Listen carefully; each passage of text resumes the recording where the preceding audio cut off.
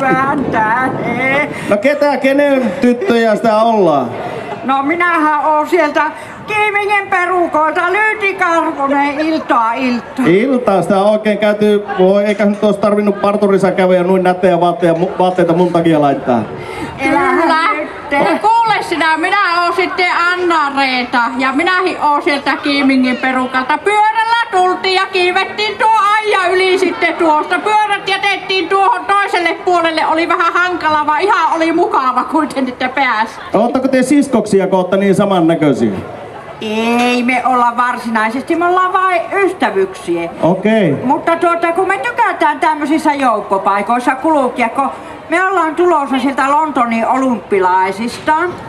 Aha. Niin siellä sitä oli poliisia ja kaiken maailman turvajärjestelyä pilvin pinni. Mutta ei yhtään noin kommeata poliisia. Oi! Että se on kommea, pitää ihan tähän lähelle tulla, että se on niin, vaikka kumpikin kainaloon mahuttaa. No minusta kyllä riittää teille molemmille, mutta niin. Suosittelisin, että hammaslääkärissä kävisit ennen kuin juttusta. No eikä siinä mitään, menneekään se näinkin. Hei, ehkä on parempi, että mä menen tuonne vähän kattelee järjestystä, niin koettakahan pärjätä. Joo. Olkaa ihmisiksi. Kiitoksia. Se vissiin meinasi, että vähän henki haesoo. Vaan minä kyllä ensi viikolla saan uudet tekaarit. Minä on teknikolla justiinsa tiettänyt. Minä kävin kanssa, mutta kun tuli niin kalliiksi, niin minä sanoin sille pojalle, että laita vain joka toinen. Sai puolet halvemmin. Ei, se olisi ollut tonni, vaan 500 sai, niin se on kyllä niin kätevätä. Puoleen hintaa. Vaan siksiköhän se ei tuo Aki huolinut meitä tänne taustatyttöiksi, kun minähän se on sille tuo englannin kielenkin opettanut, että eihän se osais laulaa noin kommeasti ja ääntää englantia, jos en minä ois sille languagea opettanut. Niin, ja sinähän sä olit Lontoossakin tulkkina siellä Olympic Gamesissa, kun minä en osannut mitään puhua. Mehän oltiin siellä muuten vippiaitiossa, siellä oltiin residentin Saulin kanssa.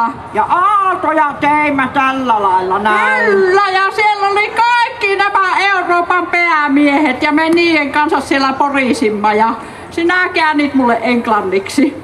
Niin, ja siinä istu nämä Reikka ja Epsa ja päämiehet ja me sanoimme, että voi raukkoja, että kuinka teillä huonosti mennö.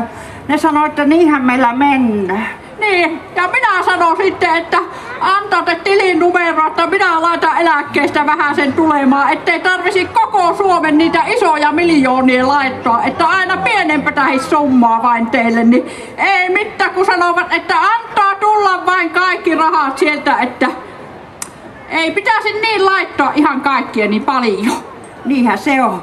Vaikka me tykätään olla tämmöisissä suurissa joukkoissa, niin on se hyvä, että Oulustakin tulee tämmönen suuri Oulu. On, yhdistyy kaikki nämä Oulusalot ja Haukiputtaat ja Kiimingit. Mutta yksi asia huolettaa. Niin. Että säilyykö se meidän vanhuus se kohtelu samanlaisena kuin se on tuolla Kiimingissä ja lääkärit, laboratoriot. Säilyykö kuvat? Niin. Kaikki mahdolliset. Me kun vaan soitetaan, niin aina tulleepi aika ja tutut lääkärit. Kyllä. Sitten tuo lastenasema pitäisi ottaa sillä lailla huomioon, että pääsisi aina kunnon päivä kotiin. Ja niin siellä olisi nuo pätevät hoitajat ja sitten koulussa olisi kunnon koulutarvikkeet. Ennen me ainakin saatiin se aapinen koura ja siinä oli ihan tarpeeksi. Se olisi hyvin tärkeää. Niin.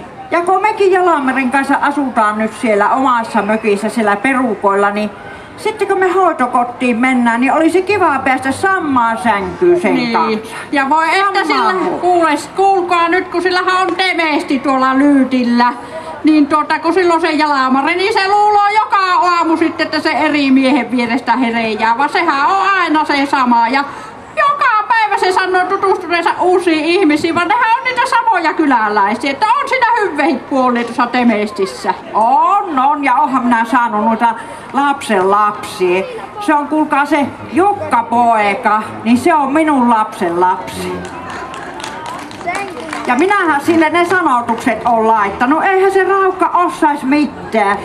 Älä tyri nyt, ja sitten kun se soittaa, että voi Lyyti mummu, mitä minä nyt laitan niihin teksteihin niille nuorille, niin minä sanon, että opintie pitää käydä kunnolla.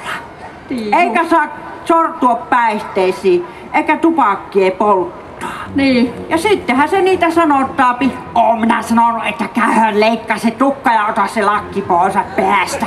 Ei usko lemposoikko. Vaan minun suosikki se on se Robiini. Voi että se on mukava. Mehän joka ilta laulamassa sitten yhdessä aina sitä Robiinin kappaletta ja vähän tanssaamahin sitä. Katos nää, täällähän on tuommoisia pikkutyttöjä tuolla vaan aika isoja lavarannalla. Tykkäättekö te Robiinista? Sanokaapa hep. Kaikki, jotka tykkää Robiinista, sanoo hep. Käsi ylös. No niin, sieltähän nousee miestenkin käsiä. Niin, kaikki, jotka tykkää Jukka-pojasta, sanoopi hep hep. No niin, siinä sitä kuultiin. Ja miten se meni se Rontsait? meitä aina, että illalla jumpat, että silmiäni usko en. Tämä teki sen, ajatellisen Rontsain Ollien. Silmiäni usko en. Tämä teki sen, täydellisen Rontsain Ollien. Mitä se tarkoittaa se Rontsain Ollien? Se on niin kun minähän se languagea osaan, niin se on että joku skeittitemppu, ei kokki. Joku hyppy. Hyvä, ne nuo nuoret tietää kaikki. Ne kato nykyään hyppäillä rampoliinilla, tuollakin on tuommoinen joku ihme, mikä se on Pomppulinna. Tuollahan meidän pitää käydä. Onko moni käynyt tuolla Pomppulinnassa? Käsi ylös. On moni käynyt. Kato, kaikki mummut ja papatkin nosti kättänsä ylös. Niin näköjään. Jos haluatte kokeilla tuota kivikautta omiin käsiin, niin täällä sitä oes. Ja elimapallotaikuri. Kaikkea mahdollista. Vaan kuule sinä, no onko sinä tälle kesälle vielä ottanut pois niitä, ethän sinä ole vielä ottanut niitä villahousuja näköjään pois. No en minä ollut niin viilakkata, että... Niin ja kato, minä hittimään piisaminahkalakin panin tuossa päähän, kun se tuo iltaviileinen ja pitkä matka polkea pyörällä sinne Kiimin. Niin, se on pitkä matka, että pitäisikö meidän lähteä polkemaan kuule niin, kyllä se kohta on, vaan ootteko te muuten syönyt kalakeittoa? Ei. Joo, entä munkkikahvea? Hyvä. Porokeittoa. Pizzaa.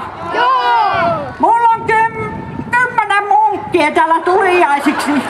Ja minä panin tänne pizzanpaloja laukkuun, niin meillä tuossa sitten pysähymä tuossa jäälin kohdalla mennessä. Ja sitten eihän se riitä, että sillä mukaan tuo olisi. Se on joka pöydästä jotain. Sulla on näin iso kapsakin tuolla pukuhuoneella. Älä sano kaikille. No, kyllä sillä minä oikein järjestysmieltä saatiin pukuhuone, kun sulla on niin iso kapsaki. Minä kiipeän sitten taas tuo aija yli. Minä en portista mene, ei päästä minua ulos. Olkahan kunnolla ja nauttikaa Suur-Oulun palvelusta oikein paljon ja pitäkää semmoista mukavaa yhteyttä, niin ensi vuonna mahdollisesti nähdään sitten. Kyllä me nähdään. Voitte on mukavan näköistä porukkata ja kaikki on niin iloisia. Hyvä. No terve! No päivää taas. Tuolla Pomppulinnan luona oli 2 semmoista ruipelua englantilaispoliisia ja sanoi, että onko ne täällä ne mahtavat misut sieltä Kiimingin perältä. Että... Se Poppi! Joo, niillä oli jäänyt jotain selvittämättömiä asioita siellä Lontoossa teille. Varmasti. Joo, uskallettaako me mennä? No menkää pomppimaan niitten kanssa. Mä laitan sitä käyntikorttia sitten tulemaan. Joo, kyllä.